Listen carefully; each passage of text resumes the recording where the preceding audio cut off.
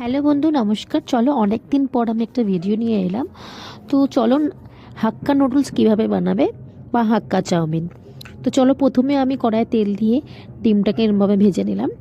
তারপরে একটু বেশি করে তেল দিয়ে তেলটা ঠিক পুরো কড়াইয়ে আমি ছড়িয়ে দিলাম। তেলটাকে গরম করলাম।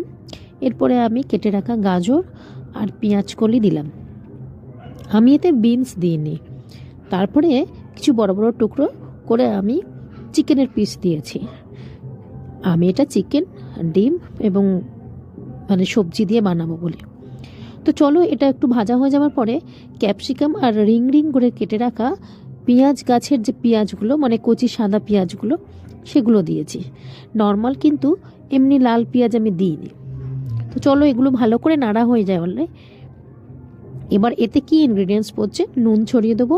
আর দেখো, চাউমিন যেটা সিদ্ধ হয়ে গেছে তার মধ্যে আমি লঙ্কা গুঁড়ো আর মরিচ গুঁড়ো ছড়িয়ে দিয়েছি, এবং এই ভেজিটেবল যেটা ফ্রাই করছি সেটাতেও আমি ছড়িয়ে দিয়েছি।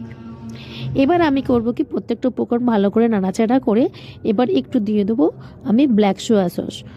দুটোতেই দেবো, সবজিতেও দেবো এবং চাউমিনে দেবো। এবার একটু নাড়াচাড়া করে নিয়ে এবার আমি চাউমিনটা কড়াইয়ে তুলে দেবো।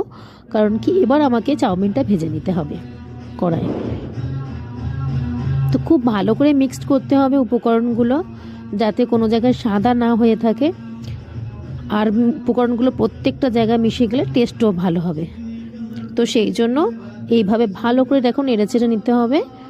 আর দেখো, কালারটা খুব ভালো এসেছে, দুর্দান্ত ঝরঝরে একটা হাক্কা চাউমিন বানিয়ে ফেললাম। চলো, তোমরাও ট্রাই